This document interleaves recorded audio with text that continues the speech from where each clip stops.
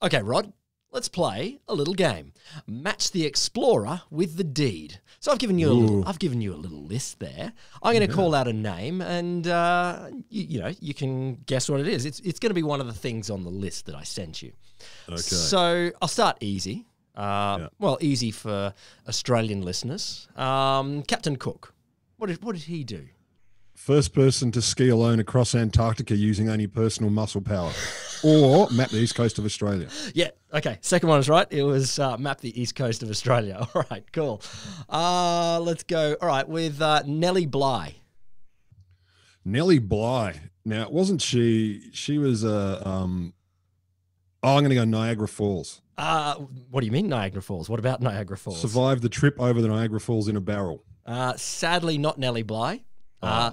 Nellie Bly was the first person to travel around the world in 72 days. What's she now? Back in the day of obviously taking longer to travel around the world, but yeah, she did it in 72. To be fair, these days it feels like it takes 72. Probably. It wasn't Spanish flu time, but maybe it was similar. Okay, here's another. No, I just mean long plane trips. So. Oh. We're never going to go on one again, so don't worry about that. As I recall. Don't worry about that. Zheng He. Zheng He, first documented journey from his country to the Middle East and Africa. Yeah, there you go. There, bang, got that one. All right, Felicity Watson. Oh, she definitely first person from his continent, not him. So she did Niagara. No, sadly, again, she's not the barrel over Niagara Falls. Felicity Watson was the first person to ski alone across Antarctica using only personal muscle power. Was she really? Yeah. I'm impressed anyone did it. And I thought I saw a documentary of it being a dude, obviously a white dude as well. So that just shows documentaries live. No, he probably had a dog or something like that, or skis with motors, or little propellers on them. I don't know, but she did it with muscle power. Obviously, the dude did something else. Okay, what did Colonel Percy Harrison Fawcett do? Which I got to say, I love that for an old British Empire sort of name. It's just beautiful. Percy Harrison Fawcett? Yes, that's it. He must have died hunting for the lost city of Z. He did. The lost city of Z. So we don't know much more about Fawcett, but that's where he went. Okay. So Leif Erikson. Leif Erikson? Oh, he's got to be the first person from his continent to reach the Americas because Vikings can sail. Yeah, Vikings sail. Beat Columbus by 500 years. Obviously, other people had got to the Americas long before that, but he was the first from Europe. Well, they not so much got there as were already there. Well, yeah, they were already there, and they'd been there for a few thousand years. But they'd walked there the long way around over the Bering Strait, and that doesn't make it easier. It doesn't mean that they weren't there first. Just means. Vikings, it is a long walk. Vikings when you've got to go sail across oceans, the walk becomes very long. All right. So I guess, what do we got? Annie Edson Taylor. First person to survive a trip over Niagara Falls in a barrel. Yes, that is Annie Edson Taylor. And I got to tell you, I'll tell you that story sometime soon. But, the first one, Roger Dickey. Roger Dickey. Do I have anything else on this? I don't have any more on this list. You don't have any more on this list. Oh, but of course, you would know him as the famed explorer who solved the mystery. He solved the mystery of Moose Boulder. The mystery of Moose Boulder. That was quite a mystery. That's true. Yeah, the mystery of Moose Boulder. Yeah.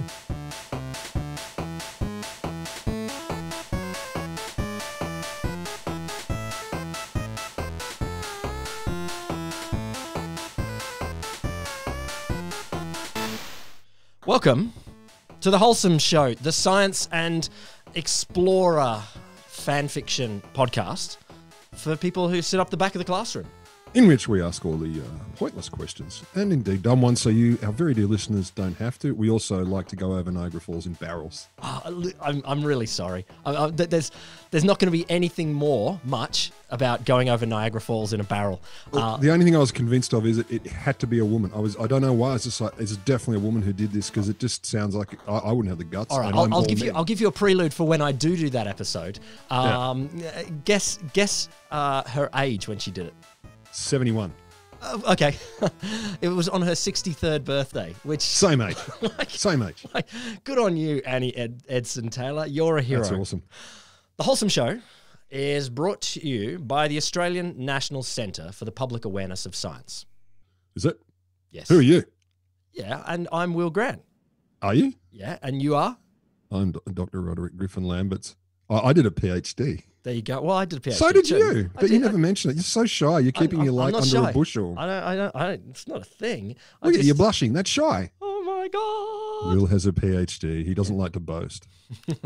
Ruined his modelling career. As soon as he became a PhD, he couldn't model anymore. I have a PhD, actually. In my topic, I did political geography. And Which isn't a thing until you started it. No, it's not. It's not. But I hate to say, geography nerds, this one is for you. I'm out. I don't even know what state I live in. I don't know. Rod's going to be like, what? What is a map? Where are we There going? are places? I didn't know there were places. This isn't fair at all. An island. An island, or an isle, is any piece of subcontinental land that is surrounded by water. Very small islands. Oh, subcontinental. Okay, so how come we're allowed to call Australia an island when it's a continent? Because it's not subcontinental. It's a lie. Most people have coped with that and gone with, no, Australia is a continent. Greenland's the biggest island. Australia is the smallest continent. How big has it got to be a continent? Bigger. Bigger than Greenland? Bigger. Okay. Look, you clearly did study geography. I have other problems with the concept of continents because, for example, Eurasia is clearly one landmass when you look from a map or when you drive a car across it or anything like that. But the Europeans said, oh no, these mountains in the middle here, that's where there's a new continent there. They're Asian over there, not us. We're in the Europe side of it. So not only a new continent, they call it the continent. Indeed.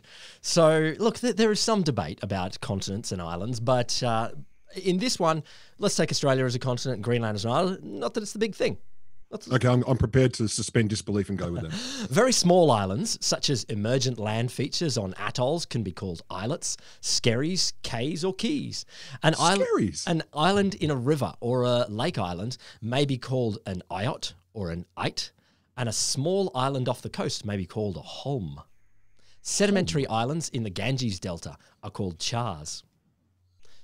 Chars is cool. Hom? As in H-O-M-M-E, like a man? No, like holm. H-O-L-M. Holm. Obviously, there are a lot of other languages out there and a lot of other words for island. I'm not going to go through them all. How many other languages? 20 other languages. Fuck, that's a lot. A group of geographically or geologically related islands, such as the Philippines, is called an archipelago. The largest island... Which is very close to an annoying thing that a lot of fraternity boys do when they sing to attract women. Not an archipelago, but an Acapulco group. Archipela. Yes, well, indeed. The largest island... I don't know geography, but I know language and words.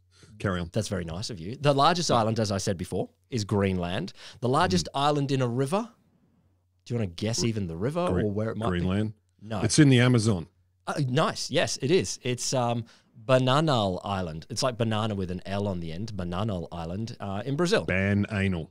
We know what they do there. We know what they don't do there. It does say bananal, doesn't it? Yeah. How did I not notice that? That is your job. You needed me. Everyone's got a role. The largest island in freshwater, also Brazil. It's called Maranhão. The largest sand island, where might that be? I'm going to guess it might be off somewhere in Australia, but I'm also going to guess that it doesn't necessarily stay the same size very regularly.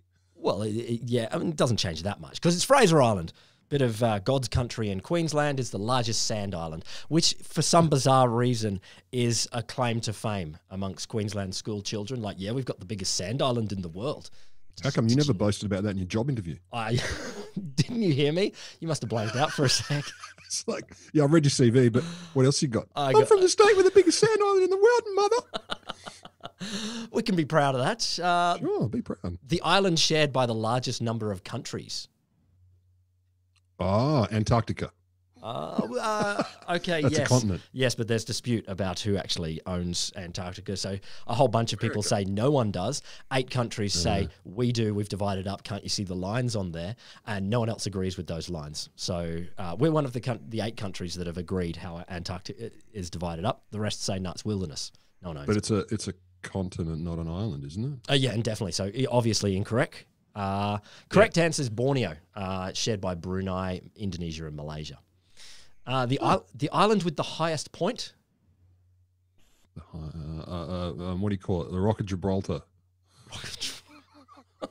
Well, actually, that's in Europe. So maybe somewhere in Indonesia, part of their Archipelago. Yeah, there you go. It's in New Guinea, in the left-hand part of New Guinea. Obviously, that was very encouraging. That was very parental of you. It's like, yeah, Indonesia, but it isn't. No. It's in the Indonesian part of New Guinea. Okay. Irian Jaya. It's Puncak Jaya, which is 4,800 meters high, which is a nice high mountain there. All right, we've had islands. Let's go to the next one. Let's go a lake. So it's funny, these pictures you're holding up over the Zoomer tube, I will do they more. look like pictures of asteroids. It does a bit. I will zoom out. That. What I'm going to do is zoom out here, and I'll just two more. There is an island, and I'm going to zoom out slowly to a lake. Look at that. A lake is an area filled with water, localized in a basin, surrounded by land, apart from any river or other outlet that serves to feed or drain the lake. Lakes lie on land and are not part of the ocean. This is very primary school geography, but I like it. Although, like much larger oceans, they form part of the Earth's water cycle. Lakes are distinct from lagoons, which generally coastal parts of the ocean. Lagoons are where you have cocktails. Yeah, I know, right? Yeah, As soon as I hear lagoon, all I'm thinking is umbrellas and coconuts with rum drinks. Swim up bar. Oh, do you know I've only ever once been in a hotel that has one of those, and it was serious? one of the happiest days of my life. My kids, we had a holiday a couple of years ago in Vietnam, and the last hotel had a swim up bar in the pool, and so we spent a lot of time swimming, and they brought it up just recently, and this was a couple of years ago, and they were quite young, and they were like, what was the best pool ever? Yeah, it was the one that had the swim up bar. Like, look at you. Oh, so good. Well, that's what lagoons must have. It's not a lagoon without a swim up bar. I'm going to adjust geography. I'm going to go and edit the Wikipedia page now to say lagoons, swim up bar. I can wait. Okay. Lakes are generally larger and deeper than ponds, which also lie on land, though there is no official or scientific definition of what a pond is. So sadly. So what's a pond? Not a lake. I feel like a pond is a small lake. Maybe. A lakelet. Yeah, a lakelet. But then people use pond for other What's words. a dam then? Artificial. A dam is a construction that you So Lake Burley Griffin, because it's in Canberra and being made by humans, is not a lake. No, I think it's still a lake. Even though it's artificial? Yeah, it can be. Yeah, that's fine. But it's fed by a stream, whereas dams don't tend to be. See, I get this geography shit. How can you do a PhD and just already worked that out? No, I did political geography, which means I did the hippie version of it. You know? Oh, you did the who owns it and who cares about it? Who cares about it? That's right. The thing, not the what is it. Here we go. Lakes can be contrasted with rivers or streams, which are usually flowing in a channel on land. Most lakes are fed and drained by rivers and streams. So, cool. The largest lake by surface area, you want to have a guess? That monster in the US, is it Erie? No. It's weird. The other one. It's weird. They're very close. So the biggest in America are Lake Superior and Lake Erie and Lake Michigan, and I think there's like a third one, like a fourth one. Like Slomophorus. It's part of the Great Lakes. Yeah, it's not that one. No. It's in Russia. It's the Caspian Sea, that's the trick because they that's called it not fair. I know. What's the biggest lake in the world? It's Fred's Mountain. It's not a lake. So big is the sea. What is the problem? Yeah. So look, okay. This lake is sea. This sea, not lake. What? They cheated. The deepest lake. Oh, does a loch count? It would, but it's not. So it can count. I got no problem with it being a loch, but no. It's the one at the top of it's Titicaca or whatever. Oh, nice. Yeah, Titicaca is the highest lake, navigable lake, I think. I'm not actually going to include this in the quiz, but yes, Titicaca, because you can sail a boat on Titicaca and it's quite high. Yes. Deepest. No, I don't know. Lake Baikal in Siberia. It gets down to 1.6 kilometers deep, which is very, very deep. And I think it's actually it's a split in the crust. So it's going to get deeper and deeper and deeper until the lake goes down to the mantle, which I don't know what's going to happen then, which is really cool. Yeah. I guess it's going to become a baby ocean. Like it's a baby ocean. Oh, how exciting. A long way off. Yeah. The longest lake is Lake Tanganyika, which is about 660 kilometers long, that's cool. Is that in Africa? Yes. Lake Tanganyika. My pronunciation was obviously better than that. I was just making sure I got all the sibilants. The highest lake, if size is not a criterion. So I don't know how big. This is someone with a bucket in Nepal. I mean, like, is it someone up on Mount Everest pouring their water bottle out and there's I've got a lake? Like I did dog dish. Yeah. Well, actually, we will come back to that a little bit later. Someone did something like that. It could be the crater lake of Hoyos del Salvador, which is 6,300 meters. So that's a pretty high lake. That would have been my second guess. The world's lowest lake is the Dead Sea, which has Jordan on the east and Israel and Palestine to the west. It's 418 meters below sea level. I thought it was only going to be when I was thinking. I've always heard the Dead Sea is below sea level, and I thought, it's 5 meters below sea level. Cool, that's not. But no, it's in a hole. 418 meters of hole, like that's a mountain of hole before you go down there. Yeah. Also, not a lake; it's a sea. The trick's in the name. I mean, does it sound better to call it the Dead Lake than the Dead Sea? This is the Dead Lake. Well, there are definitely dead lakes. There are definitely dead lakes and dead seas. Oh yeah. Not the topic of today, but dead lakes are interesting. Now, here's the thing: an island, of course, can be located in a lake, and a river. Yes, that's true, but we're not looking at that today. No, a lake can be located in an island. So you can have an island that has a lake.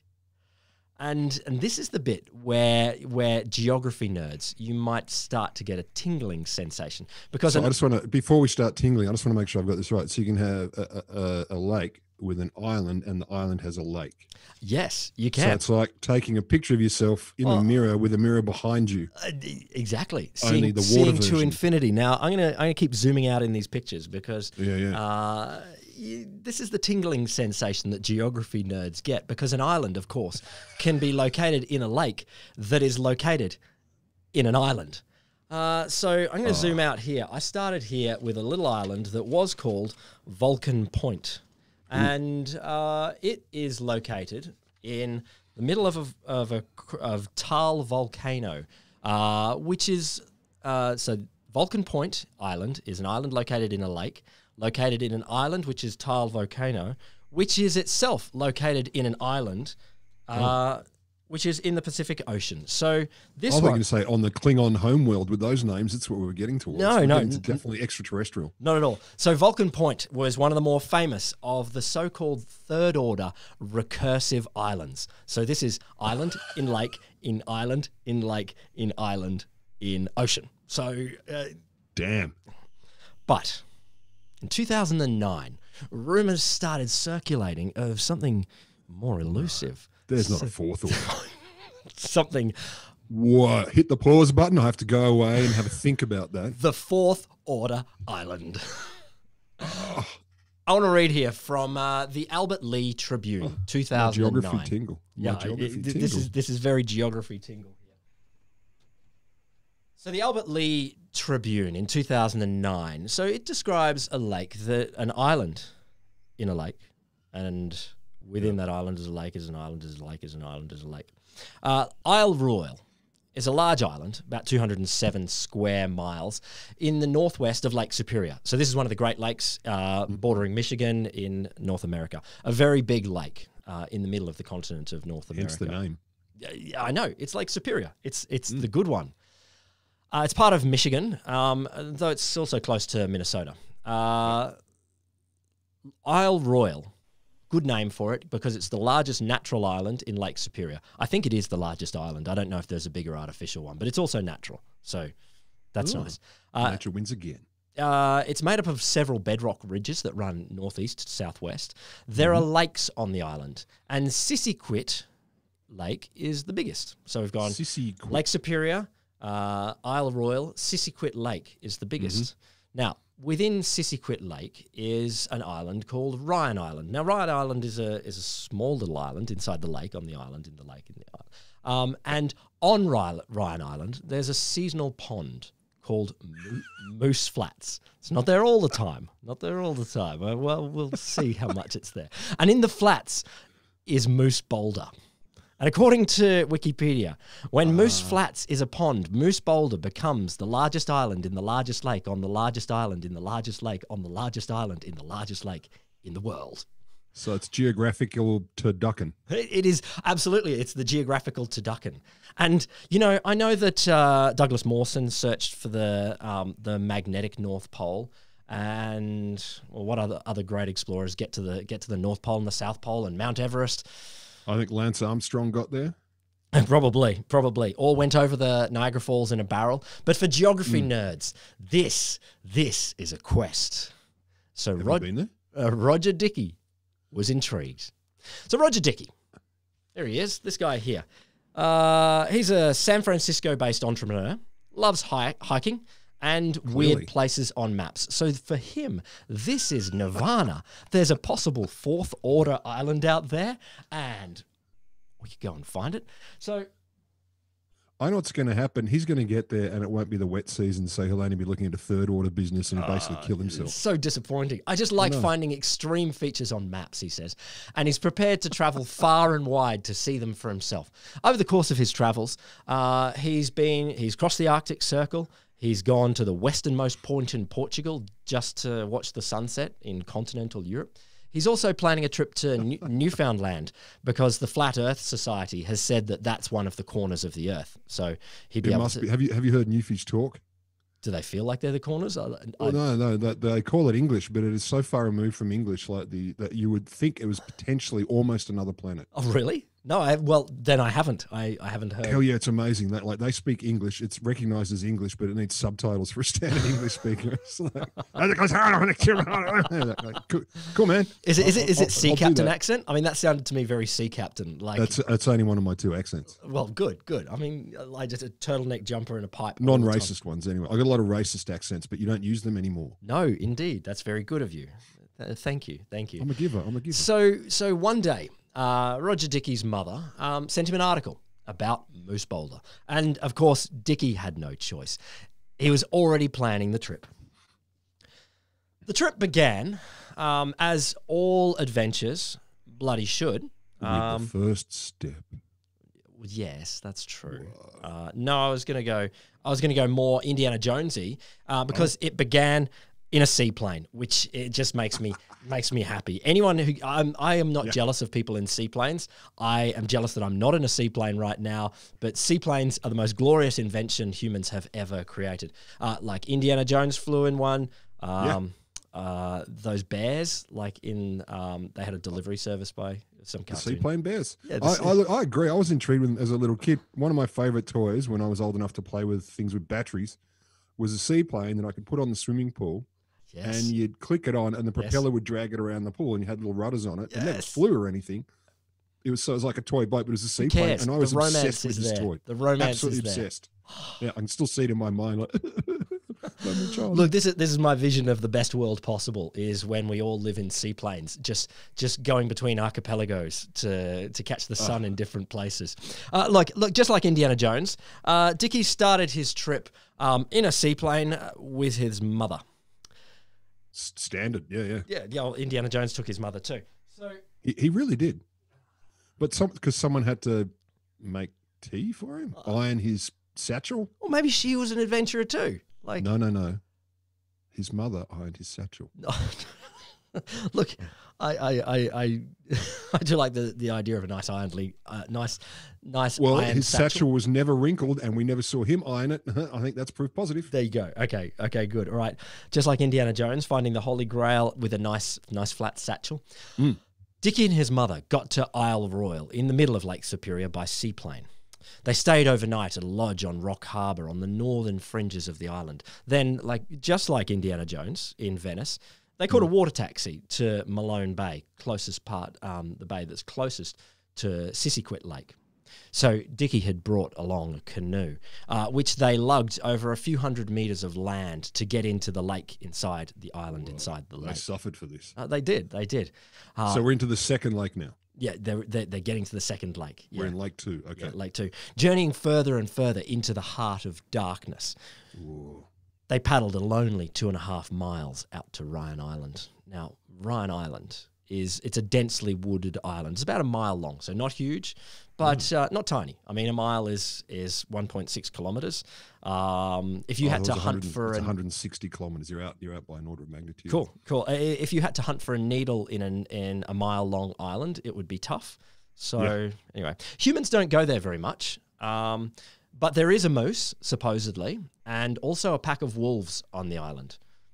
That's unfortunate. Yeah. For everyone, really. Well, for the one moose. I mean... Yeah, but then it's unfortunate for the wolves because, what are they going to eat after that? Each other, one left. You have one good dinner and then you're done. So they had a bit of worrying to do, but they had to go carefully to reach their fourth order heart within the island. Now, before we get to hear about Moose Boulder, let's go back a little bit because Dickey had done some research before this. He's not going to take his mum on a trip, just getting in seaplanes and canoes and things like this before he's done some research. How long ago are we talking, ish? I think. Well, okay. Dickey did this trip earlier this year. So, his research was, let's say 2019, 2018, but earlier this year. I'll run with that.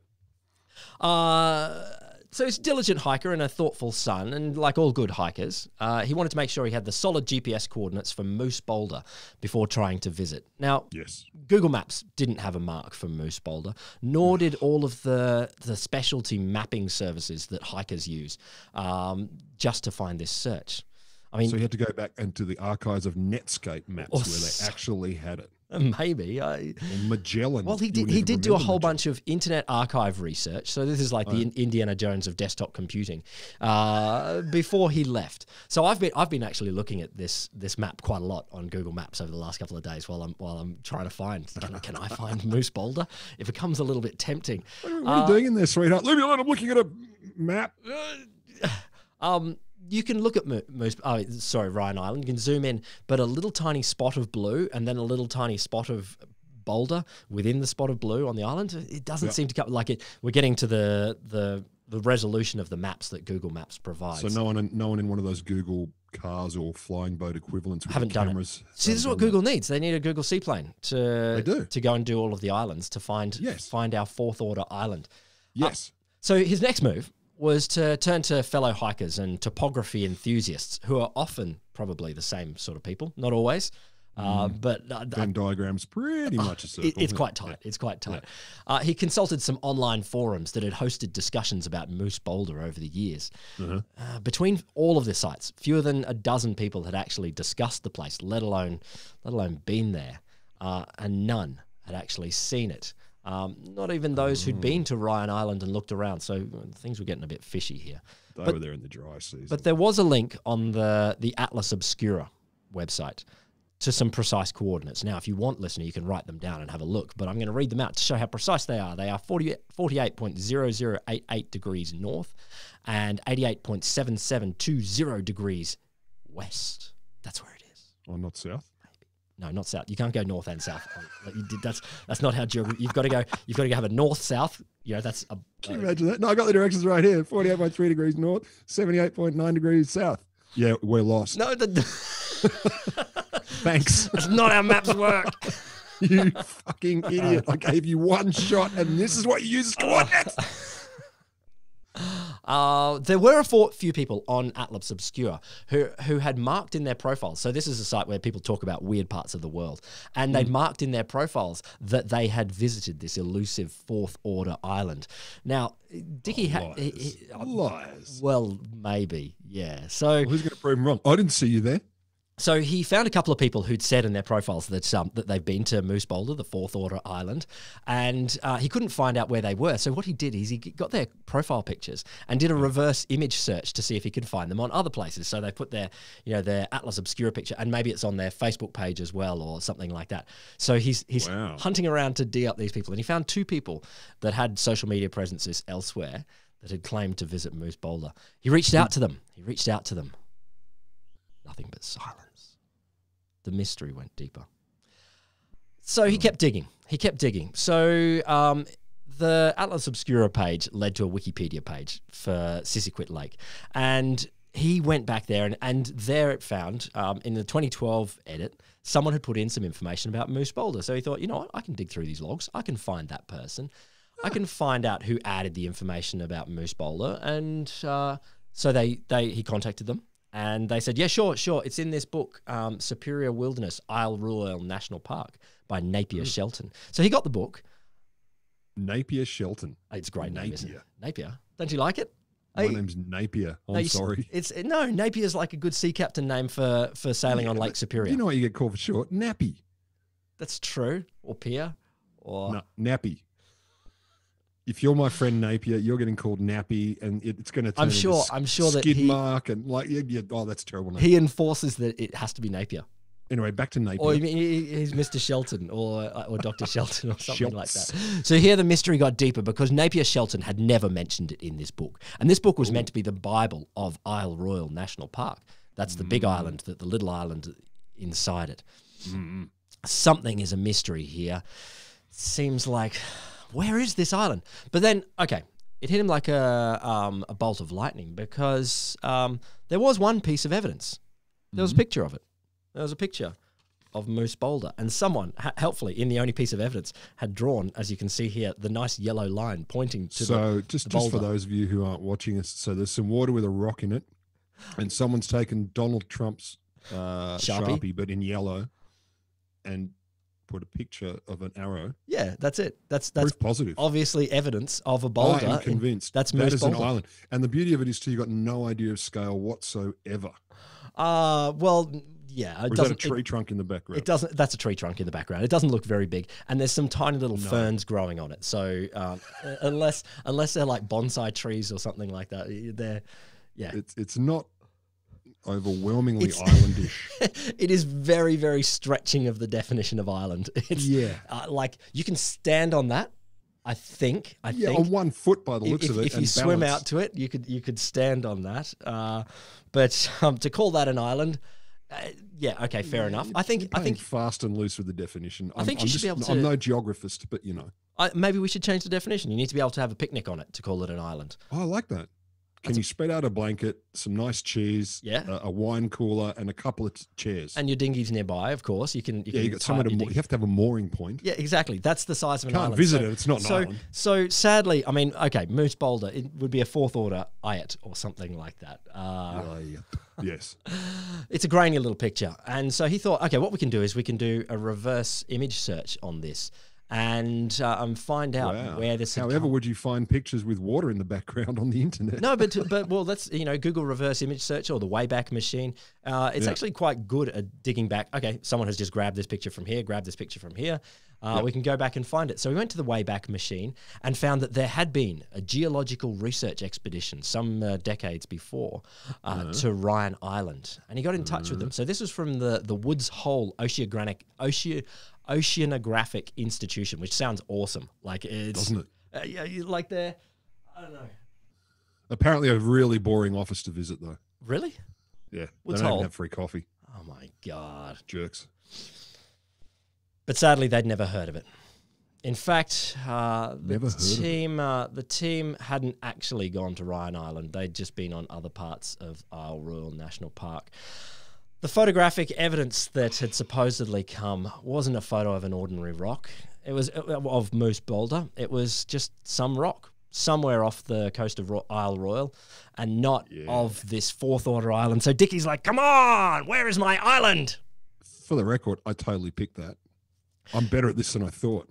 You can have honorary geographer status. Wow, that's going to get me into places I could never get into before. I'm going to get boosts on planes if they ever come back again. It's going to be great. There you go. Dickey and his mother trudged. They've canoed their seaplane to Isle Royale, water taxi around to get to Sissiquit Lake. They've hiked across Isle Royale with their canoe on their shoulders to get to Sissiquit Lake. Then they've canoed 2.5 miles out to Ryan Island. They tied up their. Let's assume they tied up their canoe at that point. They didn't have to trudge it in because I think Moose Boulder is too small to kayak in. You wouldn't bother doing that. They trudged around Ryan Island for quite some time. It's small, but it's not tiny. Desperately hunting for a rock in the pond. This is the one on an island in a lake. This is the 1 mile or whatever it was. Yeah, the 1 mile, the 1 mile island. So it's smaller, but it's not tiny. And they're looking for a little pond on that lake, but they couldn't find anything. In fact, as far as they could tell, nothing at all. All of the research, the physical research that Dickey had been doing, the internet research that he'd been doing was finally coming together. By now, the odds seemed overwhelming to Dickey that Moose Boulder was a myth, a spasm of the internet's imagination that had managed to proliferate and live on. But, fucking QAnon. It had lived there. It had lived out in the internet since 2009. There was an article published in 2009 in the Albert Lee Tribune that had said that it was there, and then it was on Wikipedia, and it was all over the place. Yeah, how can you argue with that? I mean, that's proof positive. It's been on the internet for more than years, and there's something about it on Wikipedia. There you go. Why even search for it? You can just take that to the bank. That's what it is. Boom. This is the problem. Yeah. Look, Dickey doesn't have, obviously... What's rule 1 of science? Okay, it's not rule 1 of science, but... funding. What's rule 2? Expertise. Okay, let's go with absence of evidence Postdocs. Isn't evidence of absence. So Dickey didn't have any evidence that it wasn't there, but he couldn't find anything. Maybe he went at the wrong time of year. Maybe it's all just made up. Dickey and his mother, as you said before, thought about pouring out some water and making a little island, but would that count? You can't have a picnic on something that you can pour out water on. Okay. How much water you got? What's in your water bottles? This sounds like okay, maybe like the kids when they're at the beach, they dig a channel up and make a sandcastle. You can make a big one like that and connect it with the picnic on that. Boom, island. There you go. Boom, that's an island. So they trudged around for ages, but they hopped back in their canoe and headed home. They got lost. The wolves didn't catch them, but they never found Moose Boulder. Dickey says he will return to Ryan Island and keep searching. And listener, I will update you if he ever does find it. As he says, you can't be 100% sure that it doesn't exist without exploring every square foot of the island, which is densely populated. He's the explorer for the job. Like it's thick foliage, is it? It's thick foliage. Because if not, I'm gonna go with a couple of suggestions. A plane. Yeah. Drones, nice. More than 2 people. That I think those are 3 pretty good options. So, burn. Oh, no idea. Moose Boulder. It seems to be a myth that the internet has invented because we geography buffs want it to be true. We want there to be a 4th order island out there that is nested. Island, lake, island, lake, island, lake, island, lake, all the way to the middle. But so there's got to be then. Surely there are people searching the solar system for this. So what is it? Triton, the one with all the methane lakes? Yeah, it's Triton. It's the Ute. Triton. I'm going to go with 6th order. I reckon 6th order methane lakes exist. Nice. It could be. Sadly, the most elegant of the recursive islands, the one that I showed you before, Vulcan Point Island in Taal Volcano. Volcanoes, as you know, can erupt occasionally. It erupted earlier this year, probably at about the same time as Dickey was looking for Moose Boulder. Coincidence? I think not. And obliterated. Well, it actually didn't obliterate the Vulcan Point Island, but it put cracks in the volcano, so the lake drained, so it became no longer a lake. So the lake disappeared, so it's no longer a 3rd order island. That's mean, isn't it? Thanks, I was just sitting here being an island and then the water disappeared and I get blamed for that? Like I lose my status because things changed around me? That's not fair. I know, yeah. I think we should start a Patreon. So there you go. That's the hunt for the 4th order island and the sad story of Moose Boulder. I cannot believe it ended with dissatisfaction. But this is what exploring is, man. You can't always find the Holy Grail or the Ark of the Covenant. Yeah. Sometimes this is not what telling the story of explorers is. That ends with but at the end after the credits, they're like, found it. maybe later, listener. Maybe we'll come back and there might be a version where it is discovered. But here's my challenge to you, listener. Go out there on Google Maps. Find yourself a fourth order island. Be that person. Exploring isn't done. There's so much more that you can still do. And will give you $5. I definitely will. The Wholesome Show is me, Will Grant, and him at Rod Lamberts, Dr. Rod Lamberts. Keith Neville. It's brought to you by the Australian National Centre for the Public Awareness of Science. Fourth Order Centre for the Public Awareness of Science. We should be a centre within a college, within a centre, within a college, within a centre. Yeah, I'm prepared to do that. I'll partition pieces of my brain if we've got to get down to that level so you can have that within your own head. See you soon, listener. Enjoy.